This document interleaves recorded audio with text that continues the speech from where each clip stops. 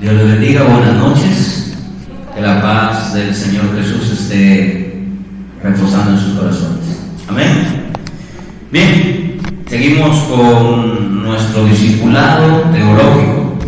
Hoy vamos a hablar acerca de Jesús, pero como gran sumo sacerdote. Jesús, nuestro gran sumo sacerdote. Vamos a abrir la Biblia en el libro de Hebreos, capítulo 5, versículo 1. Esta doctrina es muy importante, sumamente importante, porque de esta manera estamos echando todo ritual, toda ceremonia que a veces, por naturaleza, como religiosos, hacemos.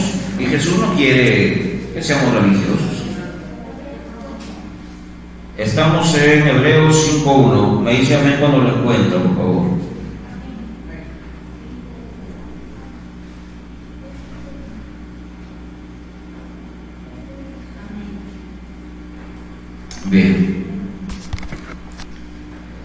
Bien, vamos a leer el verso 1.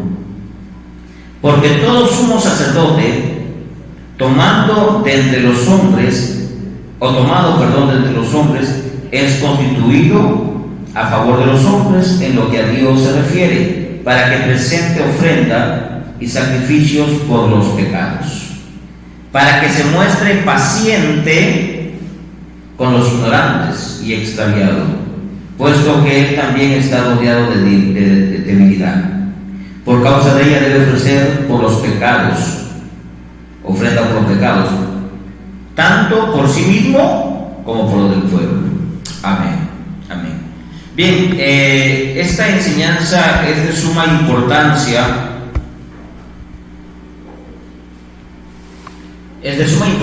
Ya que nosotros los cristianos, recordemos que somos por naturaleza religiosos. A ver, ¿qué significa eso? Que siempre hemos creído en algo. Por eso la cantidad de ateos en el mundo es de 0,5%. De 7.5 mil millones de habitantes, solamente ateos hay el 0,5%. Significa que el resto cree en algo o en alguien. El culto de donde viene la palabra ceremonia o ritual, los hombres lo inventamos. Lo inventamos como un sistema de creencias para sentirnos bien a sí mismo. Recordemos algo. Cuando Dios crea al hombre, nos hizo con dos cualidades maravillosas. Dos cualidades que no la tienen los animales, no lo tienen ni los ángeles, sino el hombre. ¿Alguien puede decirme cuáles son esas dos cualidades? ¿Ah? No. Dos cualidades aparecen en la Biblia, en el Génesis capítulo 2, versículo: a su imagen y semejanza. Miren esas dos cualidades muy importantes. Ahora, ¿qué significa semejanza? Parecido. ¿Y qué significa imagen? No significa parecido. ¿Qué significa imagen? Un modelo. ¿Quién dijo eso? Amén. Un modelo de algo. ¿Alguien se ha tomado alguna imagen, alguna foto? ¿Verdad? Nos hemos tomado. A veces decimos, este muchacho es la imagen del papá o de la mamá. O sea, ¿es igual? No, tiene cualidades. Bien, esas dos cualidades con las cuales Dios nos hizo, no se la hizo a los animales, ni a las plantas, ni a ningún otro ser, solamente al hombre. Lo hizo a su imagen y a su semejanza. ¿Qué perdió el hombre cuando pecó contra Dios? ¿Qué perdió? No, la imagen de Dios, la originalidad. No somos semejantes a Dios. Claro que somos semejantes, somos parecidos, tenemos cualidades, tenemos atributos. En el parecido a Dios nacen los atributos. Por ejemplo, Hay 5 atributos que la Biblia menciona que solamente los tiene Dios, son exclusivos de Dios, no los tiene nadie más, ni ángeles, ni demonios, nada creado. Pero hay atributos que los tiene Dios y los tiene el hombre. ¿Alguien me puede dar un atributo que tenga Dios y lo tenga el hombre? ¿Cómo? No, el hombre no es todopoderoso. Misericordia, amor. El hombre es amor también, tiene amor, y Dios también es amor. Misericordia, el hombre es misericordioso también, Dios es misericordioso. Amable, apacible. Son atributos que el hombre tuvo cuando tenía la imagen de Dios. Ahora no todos los hombres son amables, hay hombres amargos, coléricos, fastidiados. ¿Por qué? Perdieron los atributos, los perdieron. Bien, en la imagen, a través del pecado, se perdió esas hermosas cualidades que el hombre y Dios poseían. El hombre se volvió malo, se volvió colérico, iracundo, se volvió todo lo que dice la Biblia. 1 Corintios 6:9, ahí dice las cualidades que el hombre adoptó. Vamos a 1 Corintios 6:9, a ver quién lo lee. 1 Corintios capítulo 6:9. A ver, un lector y alguien que se ponga de pie y lea 1 Corintios 6:9. Ya, amén. Miren, en lo que nos convertimos. En lo que nos convertimos. ¿En qué nos convertimos? En adúlteros, otros afeminados, otros se convirtieron en injustos, mentirosos, etcétera, etcétera, etcétera. Porque perdimos la imagen de Dios. Dios no perdió su imagen, Él sigue siendo amoroso, sigue siendo misericordioso. Nosotros no, la perdimos. Amén. Bien, Dios constituye, para volvernos a acercar a Él, un modelo donde se sacrificaba un cordero. Pero esto ya lo encontramos en la Escritura. Vamos al libro de la Biblia, de la. Entonces la imagen son las cualidades del hombre. Sí, los atributos. ¿Ah? ¿En qué parte de la Biblia está literalmente diciendo que son las cualidades del hombre? No, pues no, eso es tácito, eso es algo implícito. Pero no dice literalmente. Entonces, para que capture que la imagen son las cualidades del hombre que ha perdido el hombre de Dios. Lo vamos a ver ahorita, a continuación. Deja que siga explayando el mensaje. Vamos al Génesis capítulo 2, capítulo 3, versículo 7. Veamos cómo inicia la religión. Versículo 7. Entonces fueron abiertos los ojos de ambos y conocieron que estaban desnudos. Entonces cosieron hojas de higuera y se hicieron delantales. Los delantales representan la ropa, la vestimenta, o sea, se hicieron su propia vestimenta. ¿Y qué pasó con esa vestimenta? ¿Fue aprobada por Dios o rechazada? Rechazada. Vamos al verso 21. Miren lo que dice el verso 21. Y Jehová Dios hizo al hombre y a su mujer túnicas de piel y lo vistió.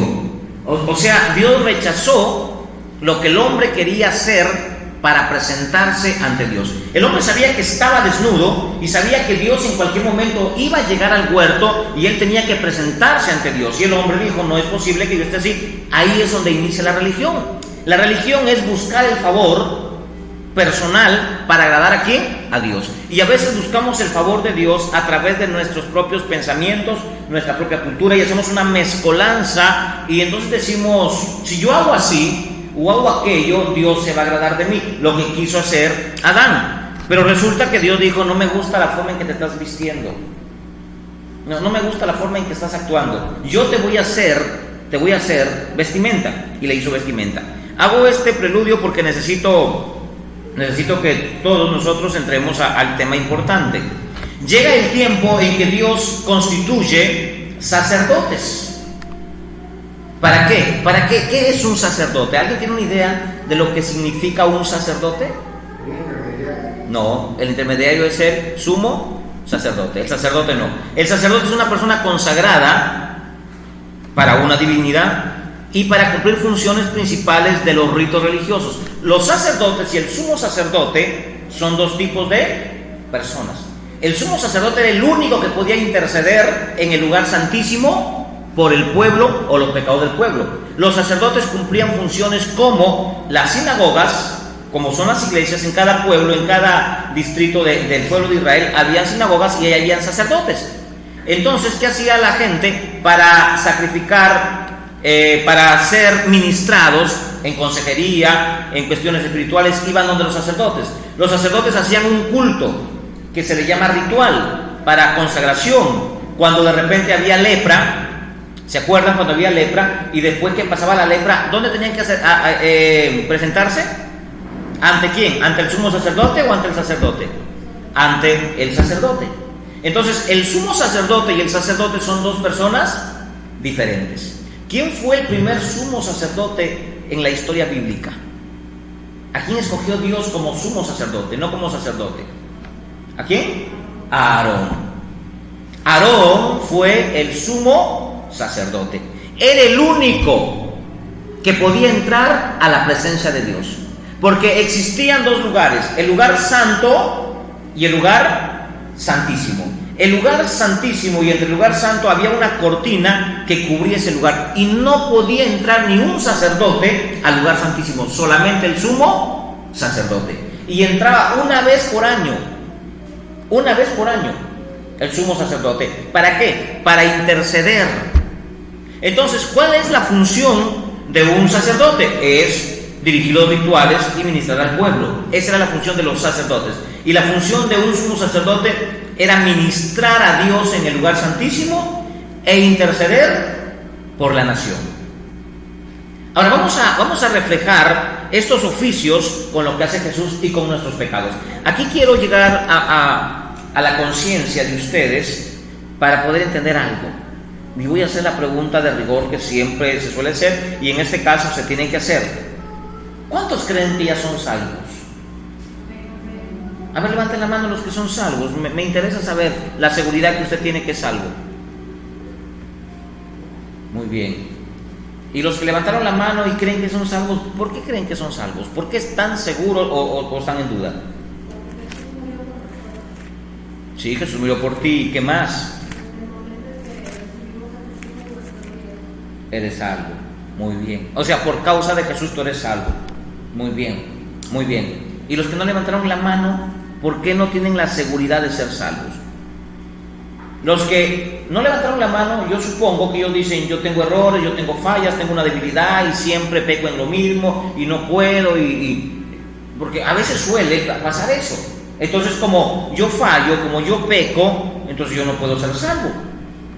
Si fuera así el caso, nadie podría ser salvo, porque dígame, ¿quién no falla, no peca, no se enoja durante los días del año? ¿Quién? Todos pecamos. Pero ¿qué tiene que ver esto con nuestra salvación? Es muy importante, porque esta doctrina del del sacerdocio encierra nuestra salvación. Si nosotros no tenemos claro quién es el sumo sacerdote en la actualidad, usted no puede ser salvo. Primero repasemos la Biblia. Vamos al versículo 2 de Romanos 5. Miremos ahí la escritura. Dice así: para que se muestre, desde el 1, para que tengamos un poco más claro, porque todo sumo sacerdote, tomando de entre los hombres, o sea, tomado entre los hombres, es constituido a favor de los hombres en lo que a Dios se refiere, para que presente ofrendas y sacrificio por los pecados. No, Hebreos 5. Para que se muestre paciente. ¿Con quién? Con los ignorantes y con los extraviados. Aquí esta palabra muchos dicen que es muy ofensiva, pero yo dije que la palabra ignorante o ignorancia significaba tinieblas. O sea, una persona ignorante en las escrituras o en las cosas de Dios es porque está en tinieblas. Si tú ignoras las cosas de Dios, si tú ignoras los principios de Dios, es que estás en tinieblas. Por eso que se nos quite esa idea que la religión nos enseña, que del momento en que usted conoce a Cristo o acepta a Cristo como Señor y Salvador, usted cree que ya conoció la verdad. Entonces, no, ya conozco la verdad, ¿por qué? Porque voy a la iglesia. ¿Y quién te ha dicho a ti que porque vas a la iglesia conoces la verdad? No, la verdad no se conoce así nomás. La verdad es como el oro y como el petróleo. ¿Dónde se encuentra el petróleo y el oro? En lo oculto. ¿Y qué hay que hacer para sacar petróleo o oro? Hay que excavar. Y eso requiere tiempo, y a medida que vas excavando vas adquiriendo conocimiento de la tierra, del terreno, de los minerales, hasta que tomas el oro. La verdad está en Jesús. Pero si no conocemos a Jesús, no lo conocemos, entonces no vamos a poder conocer la verdad en absoluto. Y cuando yo hablo de la verdad, quiero que entienda usted, estoy hablando de un conjunto de verdades. La verdad en general encierra la cabeza de la verdad. Cristo es la verdad, pero dentro de esa verdad hay un conjunto de verdades. Por ejemplo, la verdad de la idolatría. Usted viene a Cristo y usted se entera que adorar ídolos es malo, entonces ya no adora ídolos. Conoció una verdad. Muy bien. De repente usted sigue congregando y se da cuenta que fumar cigarro es malo porque pues, le daña los pulmones, le daña el cuerpo, Dios te bendiga, le daña el cuerpo, y entonces usted dice, no, ya no fumo porque el cuerpo es templo y morada ¿de quién? Del Espíritu Santo. Conoció una verdad. Y así sucesivamente, a medida que usted va viniendo a la iglesia, va escudriñando la palabra, va investigando, usted va descubriendo ciertas verdades que usted antes no conocía. Por ejemplo, ¿cuántos de nosotros hemos andado con el rosario en el cuello? Y les aseguro que usted no se sabía el nombre de cada bolita, pero lo cargábamos ahí. Pero cuando usted viene al Evangelio, usted se da cuenta que eso es antibíblico, que no tiene que ver nada con el agradarle a Dios, y usted conoce otra verdad. ¿Y qué hace usted cuando conoce una verdad? Desecha lo que no es correcto. Entonces la verdad nos ayuda a ir desechando las cosas que no son correctas, las cosas que no son bíblicas. Por lo tanto, necesitamos saber que cuando habla la Biblia de ignorantes y extraviados, muchos lo toman como, ay no, pues qué tajante, qué fuerte, no, pues me está ofendiendo. No, la Escritura lo dice. Cuando habla de una persona extraviada, habla de una persona confundida. Hoy día me llamó una madre de familia de nuestra iglesia allá en Nuevo Horizonte y me dice, mis hijas están siendo confundidas, pastor, en la escuela. Les están hablando de María, que lleven rositas, que le pongan esto, creo que es el mes de mayo y hay que cantarle y tanta cosa. Y las niñas llegan y le dicen, le piden explicación a la mamá y le dicen, oye, ¿cómo es acá, mamá? Pues allá hay que adorar a María, acá dices que no, y se genera una confusión. Entonces, ¿qué es lo más salomónico? Pues presentar una carta de exoneración del curso de religión. Es lo más salomónico. Porque si no la presentas, la van a obligar a la niña a pararse frente al muñeco, y entonces ese niño o esa niña va a empezar a vivir extraviadamente, porque la mamá le dice una cosa y a ella le dicen otra cosa. Entonces los niños se confunden rápido. Entonces tenemos nuestra carta magna donde nos dice que podemos presentar una carta de exoneración cuando no estamos de acuerdo con cierta religión. Tenemos libertad de creencia, libertad de credo. Usted puede creer en Papá Noel y nadie le dice nada. Usted puede creer en Batman y nadie le dice nada. Entonces yo puedo creer en Jesús y nadie tiene que decirme nada. Amén. Porque son mis derechos constitucionales, de mi libertad de pensamiento y de credo. Entonces ya le di la solución. Bien, Jesús sigue diciendo aquí en Hebreos 5, capítulo 2. Alguien le presta una Biblia a los hermanos para que vayan siguiendo la concordancia de lo que estoy leyendo. Pero acá hay algo interesante. A los hermanos. Acá hay algo interesante. El sumo sacerdote que era escogido por los hombres del linaje de Aarón, o sea, de Leví. Dice la Escritura que ofrecía el sacrificio por sus propios pecados y por los del pueblo. ¿Cuál es el contraste entre el sumo sacerdote que tenemos ahora? ¿Quién es nuestro sumo sacerdote? No es Pancho, porque todos dicen que es Pancho. Es Cristo. Cristo es nuestro sumo sacerdote. Ahora, Cristo, ¿qué hizo cuando se inmoló en la cruz? ¿Estaba pagando pecados personales? ¿De quién? De nosotros. Bien, un sacerdote cuando entraba a sacrificar tenía que pagar pecados personales y pecados del pueblo. Pero sin embargo, Cristo no tuvo que pagar pecados personales. Él no murió por pecador, Él murió por los pecadores, por nosotros. Entonces, el sumo sacerdote que en la tierra se escogía tenía que sacrificar primero por causa de él y luego por los demás.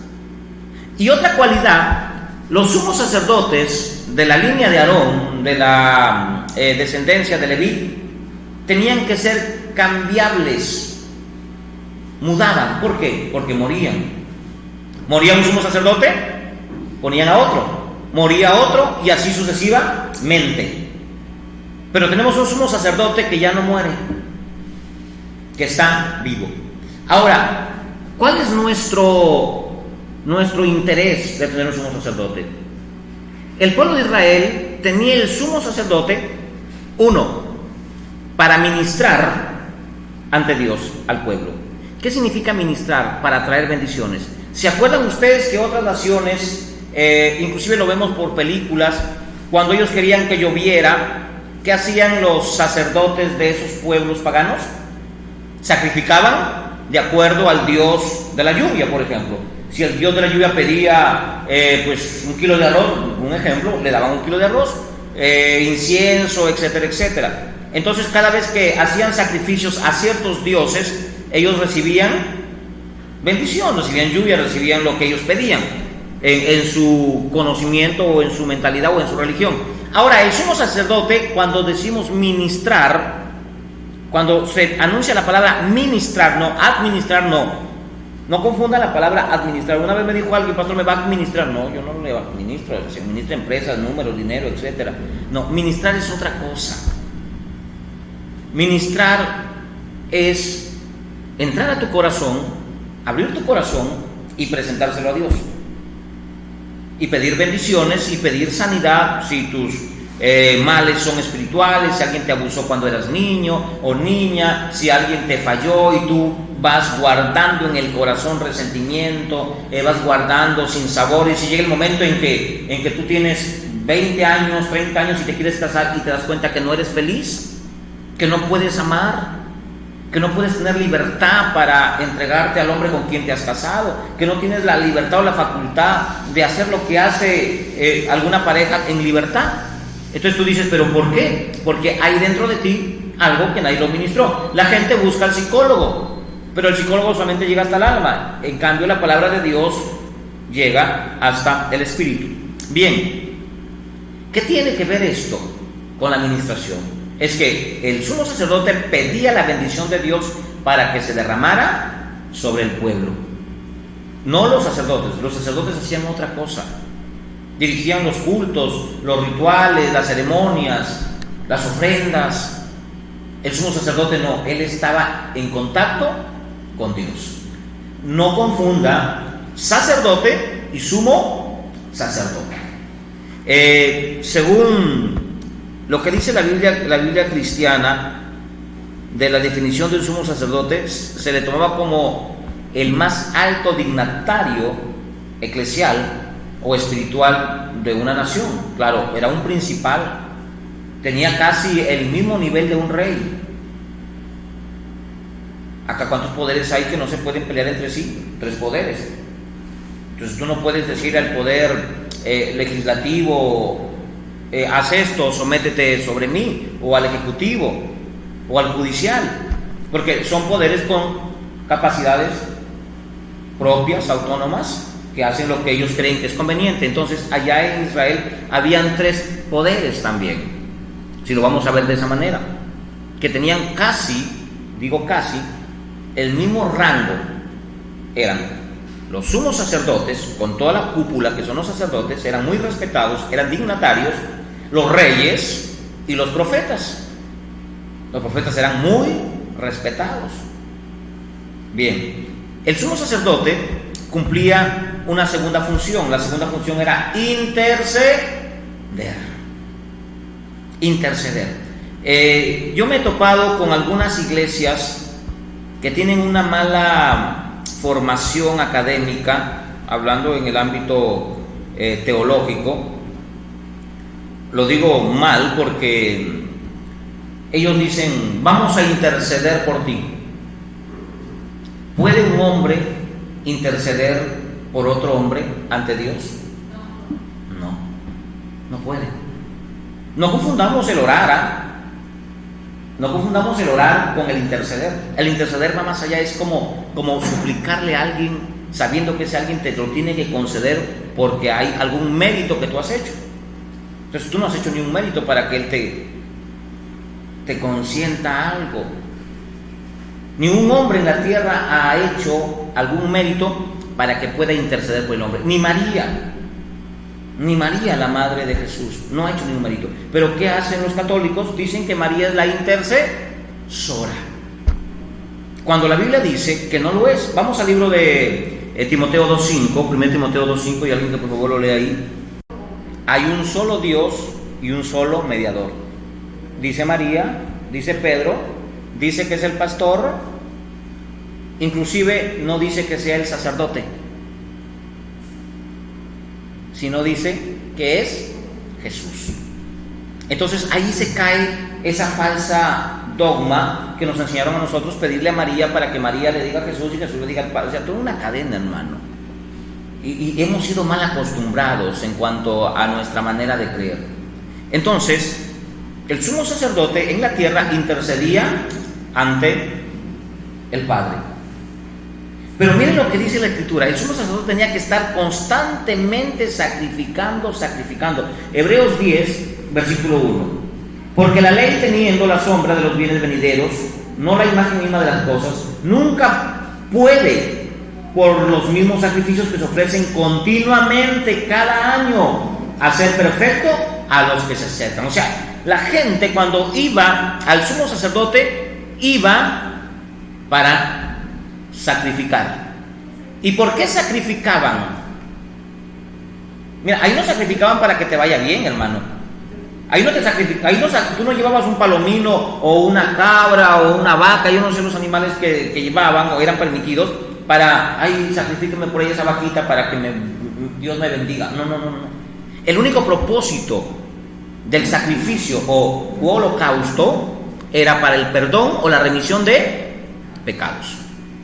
Las ofrendas que se hacían, excepto las ofrendas económicas que eran para el sustento de los levitas, de los sacerdotes, con la ofrenda que era de animales, servía para expiar nuestras culpas. Era para expiar nuestras culpas. Hoy no, hoy en la iglesia sacrifican un carro para que Dios te dé 10 carros. Sacrifican plata para que Dios te dé plata. Eso es antibíblico y es diabólico. Eso ni siquiera en el libro del Mormón dice eso, hermanos. Pero la gente está en esa condición. Bien. Una pregunta, o sea que en el tiempo antiguo sí había perdón de pecado.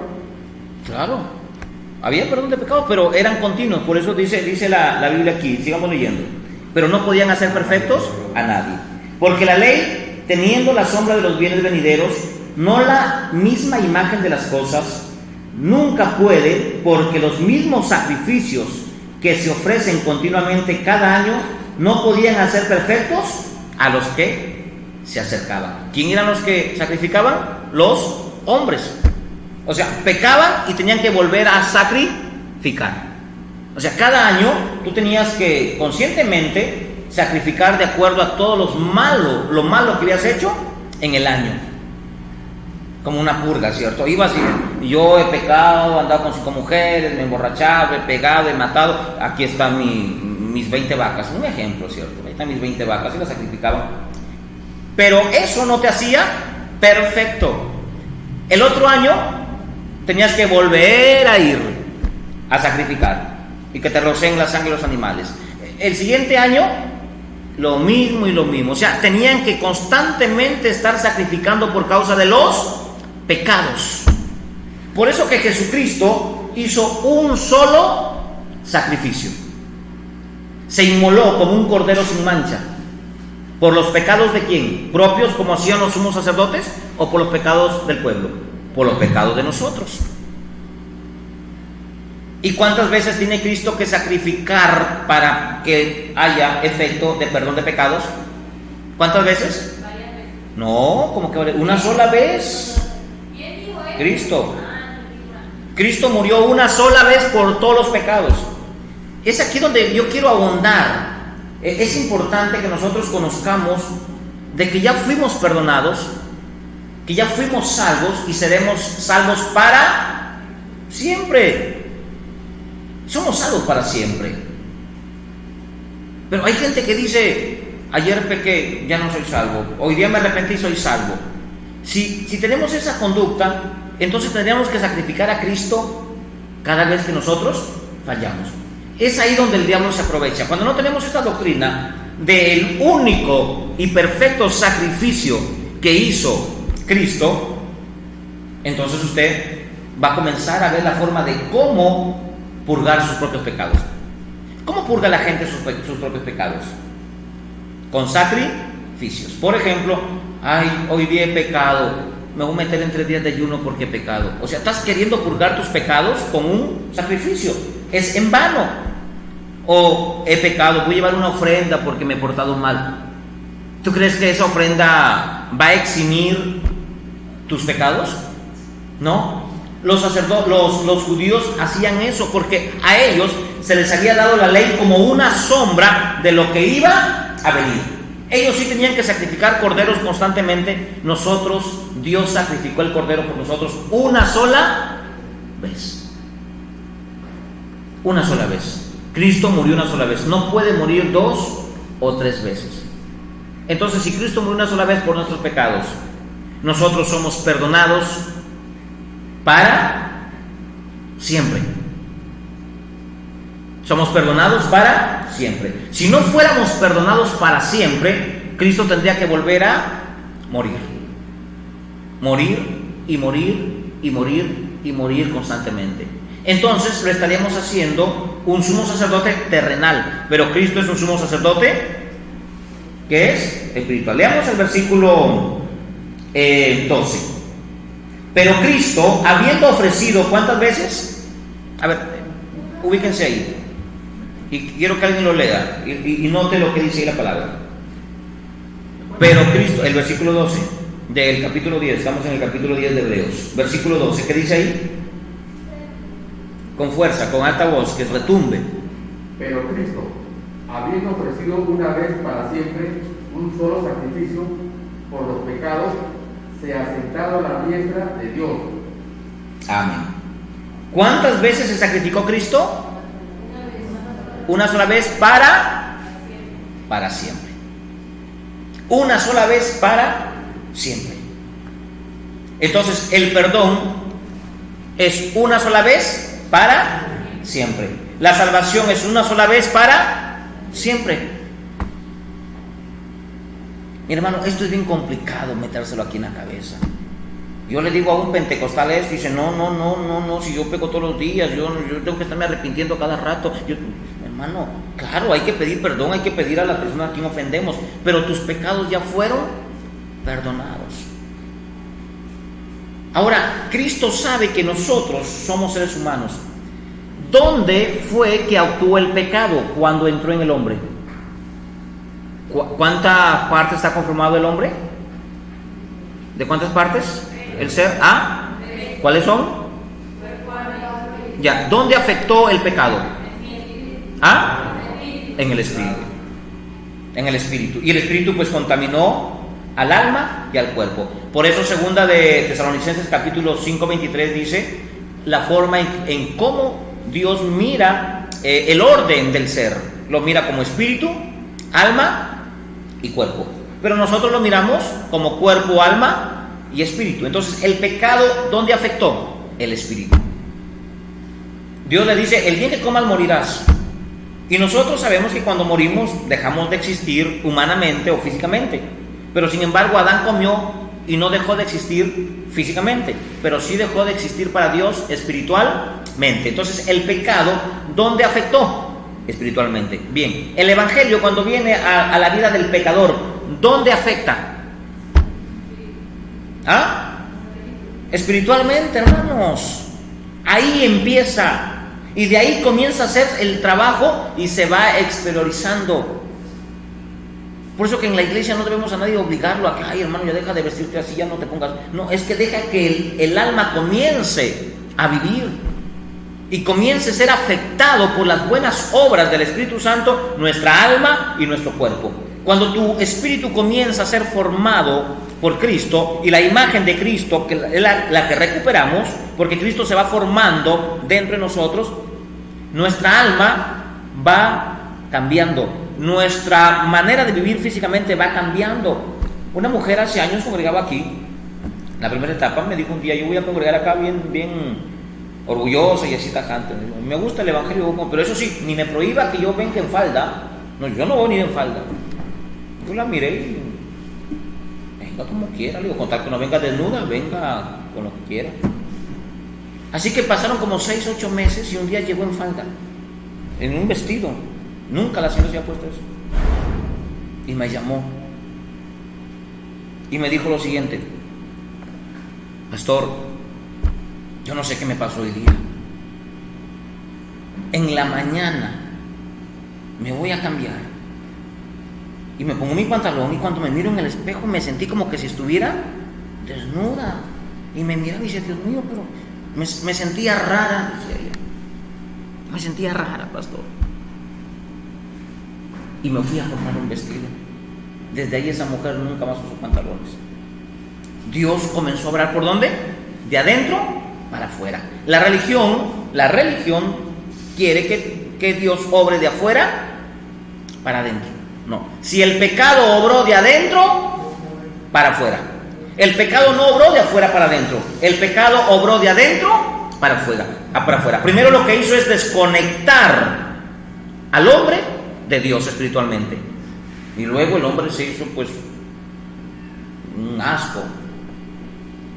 Se degeneró, se deformó, la imagen de Dios se perdió.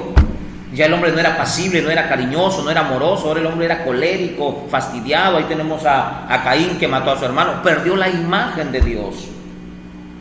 Por eso que Cristo viene a devolvernos la originalidad. Pero tenemos que entender esta doctrina, porque si usted no entiende de que usted ya fue perdonado, y que bueno, sí hay que pedir perdón a quien ofendemos, ya fue usted perdonado, y usted lo tiene claro, no va a andar buscando la forma de cómo lenidar sus pecados. Tenga mucho cuidado con el asentismo. El asentismo es peligroso. El duro trato al cuerpo. Inclusive hay gente que es cruel consigo mismo. Si tú no sientes la paz de Dios, es imposible que tú puedas sentir el perdón de Dios. Y el perdón de Dios no es un sentimiento, no es que hoy fallé y Señor perdóname y ya sales pero cantando alabanzas. Es creer a Dios. Es creerle a Dios. Señor, perdóname, con un corazón contrito.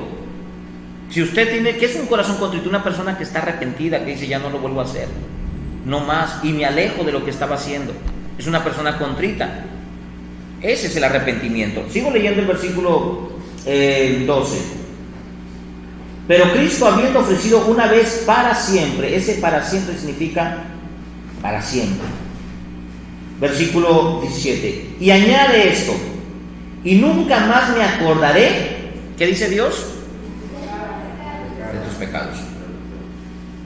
Nunca más me acordaré de tus pecados y de tus transgresiones. Porque donde hay remisión de estos, ya no hay ofrenda por el pecado. O sea, cuando Cristo se ofrece para perdonarte a ti, ya no hay más ofrenda por la cual tú ofrezcas por tus pecados. Porque en Cristo fueron perdonados. Por eso dice la Escritura, y lo vuelvo a repetir: si Cristo te perdonó y tú te arrepentiste de verdad, Él nunca más se va a acordar de tus pecados. Pero ahí viene la pregunta: ¿de qué pecados no se va a acordar?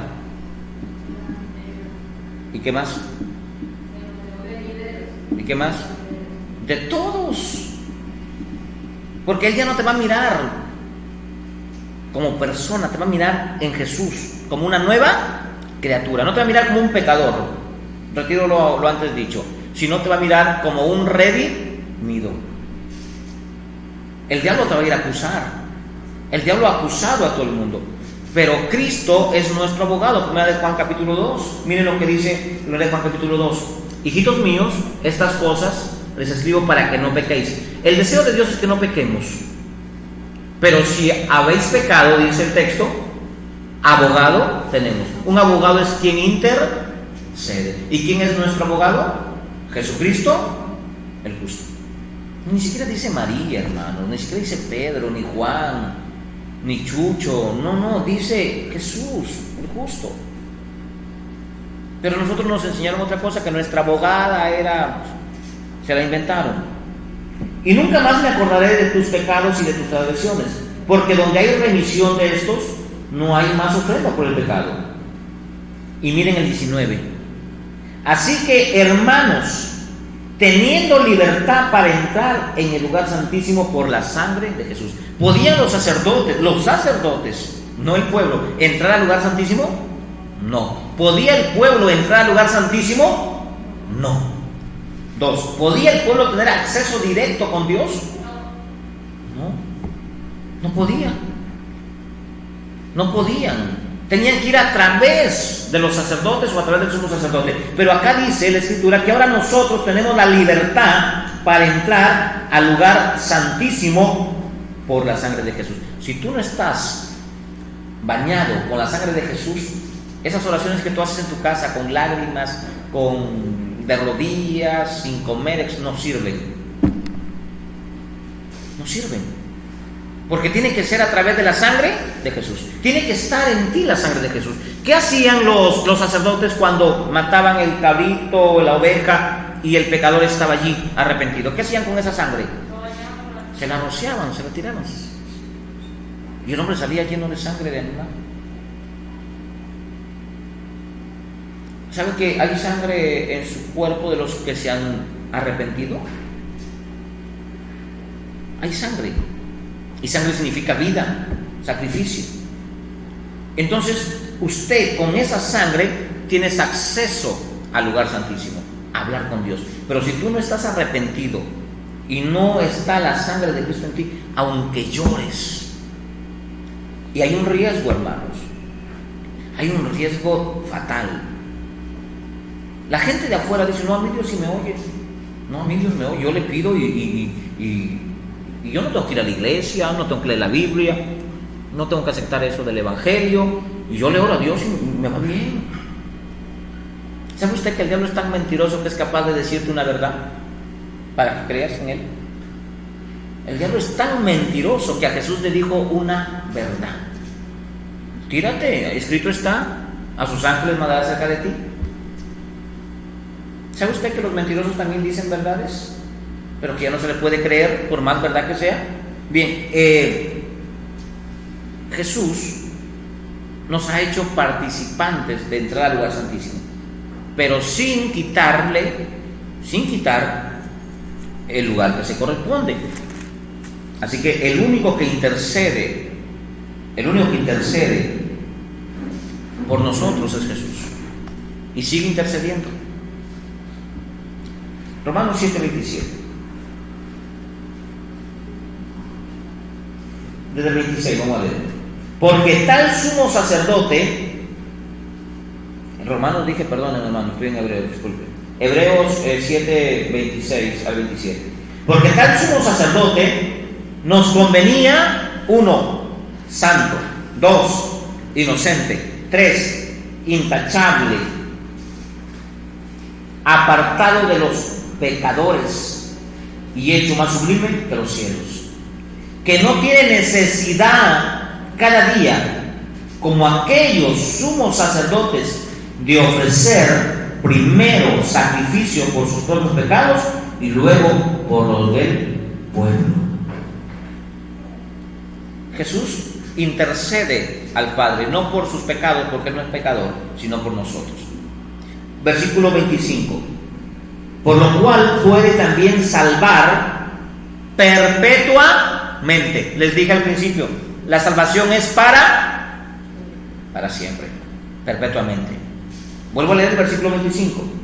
Por lo cual puede también salvar perpetuamente a los que por Él se acercan a Dios, viviendo siempre para interceder por ellos. ¿A quién hace referencia?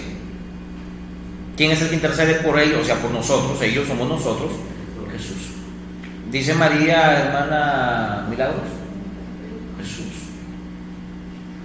¿Quién intercede por nosotros? Jesús. Vuelvo a leer el texto. por lo cual puede también salvar perpetuamente. Jesús te salva para siempre. Te salva para siempre. Oiga, pero yo tengo errores, yo me equivoco, yo fallo, ¿y qué hago? ¿Sabe usted que el verdadero arrepentido cuando se equivoca se duele de lo que hizo? ¿Sí? El verdadero arrepentido, el que se arrepintió de verdad, de veras, se va a equivocar, va a cometer errores, pero cuando los comete y se da cuenta que hizo algo que está mal, ¿qué siente? Remordimiento, y llora y pide perdón. Pero usted sabe que una persona de afuera que no está arrepentido verdaderamente, cuando conquista a una muchacha y se acuesta con ella hasta la firma, dice: mira mi trofeo, mira, aquí está. ¿Siente remordimiento? Cuando le cuenta a los amigos: oye, ya voy por la cuarta flaca, esta es la cuarta, esta es la quinta, se siente, mano, me diera vergüenza, hermano, me diera vergüenza decir: oye, yo voy por la... No, pues, un arrepentido jamás hace gala de sus pecados, jamás hace gala de sus errores, jamás hará gala de lo malo que hace. Un arrepentido jamás. Hasta desea que nadie se entere de lo que hizo, porque siente una gran vergüenza. Quiere actuar como el avestruz, hacer un hueco y enterrarse. Pero el que no está arrepentido, no vaya más al tiro y no hace daño, pues así va adelante. Ese no está arrepentido, ese no tiene la sangre de Cristo, ese cuando ora no sirve para nada, su oración no sirve para nada, no llega ni al techo. Solamente la oración que recibe Jesús es los que están cubiertos con la sangre de Cristo. ¿Una pregunta hasta ahí?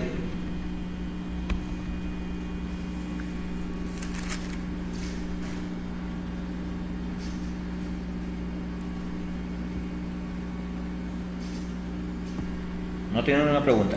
Entonces nosotros somos salvos para 5 años. ¿Para cuántos años somos salvos? Para siempre, hermanos. Somos salvos para siempre. Y eso tiene que estar claro en nuestra mente. Ahora, nosotros sí hacemos un sacrificio. ¿Me suena contradictorio? Les dije que no. Miren lo que dice la Biblia, pero miren este tipo de sacrificio que Dios pide de nosotros. Ya no quiere que tú lleves palomitas, que tú lleves cosas materiales, no. El sacrificio que ahora está pidiendo Dios es este. Hebreos 13, versículo 15. ¿Quién lo lee?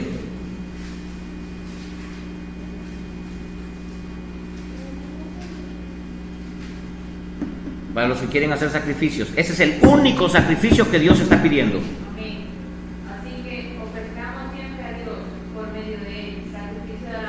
Es decir, amén. Versículo 16. Y de hacer bien y de la ayuda mutua, no os olvidéis, porque de tales sacrificios se agrada a Dios. Y ahí están los sacrificios de los cuales se agrada a Dios. Sacrificio número 1, la alabanza, que hables de fruto de labios, que confieses a Jesús como Señor y Salvador, que le cantes, que hables del Señor. Es un sacrificio. Bueno, los mundanos no hacen eso. Mi hermano, cuando yo trabajaba y estaban reunidos pues los trabajadores, amigos, y yo llegaba y decía: no, vamos de acá porque él solamente habla de Dios. Y aquí puro de Dios. Que no tenía otra cosa de que más hablar, hermano. Dios estaba en mi boca. Prefiero estar endiosado que endiablado. Estos hablan puro diablo, puras mujeres, mejor endiosado que endiablado. Otro sacrificio, la obediencia. ¿Sabe usted que obedecer no es fácil? ¿Sabe usted que obedecer no es fácil? A ver, dígale a su hija: barre. ¿Qué te dice? Ay, sí, con gozo y con musiquita. Ay, mamá. ¿O no? ¿Verdad que sí? Ay, usted parece que tiene hijos ángeles. Es la verdad. Es la verdad. O usted mismo cuando le toca cocinar, ¿qué se le manda a mirar? Otra vez. ¿O no? ¿Y qué cocino ahora? ¿Y qué hago? Son sacrificios. Ahora Dios dice: el sacrificio de la obediencia. ¿Cuál es el sacrificio? Obedezcan a sus pastores. Ahí está el éxito. Porque si tú obedeces al pastor, te va a ir bien, porque el pastor te va a enseñar la palabra, te va a instruir, te va a formar y te va a ir bien. Pero si no obedeces al pastor, no hay palabra. Porque si tú no obedeces a tu pastor, es imposible que tú creas a lo que yo predico. Es imposible que tú me creas. Un chico o una chica que no obedece a su papá y a su mamá, es imposible que ese chico o esa chica llegue a triunfar un día. Porque sin obediencia no hay bendición. Sin obediencia no hay bendición. Entonces la obediencia es un sacrificio. Ahora Dios nos pide que seamos obedientes. Primero, ¿a quién? La gente dice, no, yo obedezco a Dios. Sí, muy bien. Para obedecer a Dios tienes que obedecer al pastor. Porque ¿cómo vas a obedecer a Dios que no lo ves? Si no obedeces al pastor que ves. Entonces es imposible amar a Dios si no antes amas a los que ves. Es imposible obedecer a Dios si no obedeces a los que ves. Es imposible. Es imposible, hermano. Y 3, orar por nosotros confiando que tenemos buena conciencia en todo. La oración es muy importante. Es muy importante. Y termino con lo siguiente. Cristo vino con un ministerio en la tierra: reconciliar al mundo con Dios. Ese fue el ministerio de Cristo. Luego dejó el ministerio, ¿y a quién se lo entregó? Segunda de Corintios, vamos. Y vamos a ver cuál es el ministerio de Cristo. O sea, Cristo sigue trabajando, hermano. No es que ya se pueda sentar y está ahí sentado, está haciendo la obra. Cristo vino a reconciliar al mundo con Dios. Aspecto 1. Luego Él se va porque solamente tuvo breve tiempo, 33 años en la tierra, muy breve para reconciliar a todo el mundo. Se necesitaban pues 2000 años, no sé cuántos años irá a durar la tierra para que esto se acabe. Entonces Cristo necesitaría haber estado en la tierra pues 2000, 5000 años o el tiempo que sea necesario para haber reconciliado a la mayor cantidad de personas con Dios. Pero solamente estuvo 33 años. Entonces tuvo que dejar ese ministerio a alguien. ¿Y quiénes fueron? La iglesia. ¿Le dejó el ministerio de la reconciliación a quién? A la iglesia. Leamos. Segunda de Corintios capítulo 5, versículo 19. Dios estaba en Cristo reconciliando consigo al mundo, no tomándoles en cuenta a los hombres sus pecados. Dios no le, todo aquel que es lavado por la sangre de Cristo, no le toma en cuenta sus pecados, ni los de ayer, ni los de hoy, ni los de mañana, no le toma en cuenta. Miren qué tal privilegio, hermanos. Eso es vivir plenamente. Saber de que tú vas a hacer lo mejor y te vas a equivocar, pero nadie, al menos Dios, no te juzgará por los errores que cometas o las fallas que puedas tener en el camino. No tomándole a los hombres en cuenta sus pecados. Y nos encargó, ¿a quién? A nosotros, la iglesia, la palabra o el ministerio de la reconciliación. Bien, Cristo se fue. Ahora, ¿cuál es el ministerio de Cristo en la actualidad? Ya lo he dicho, lo he mencionado varias veces. ¿Cuál es el ministerio de Cristo en la actualidad? Ahí en el cielo, de hecho, pues en el cielo. No. La intercesión. Ese es el ministerio de Cristo. Interceder por nosotros día y noche. ¿Por qué? ¿Y por qué intercede? Porque hay alguien que nos acusa. Hay alguien que nos acusa. Hay alguien que, como en el partido de fútbol, ¿verdad? Están ahí y vas a encontrar a los rivales que hacen pifias y pues, te está acusando. Y por ahí haces un foul, amarilla, que te acusa. ¿O no? Allá el diablo, a que nos acusa.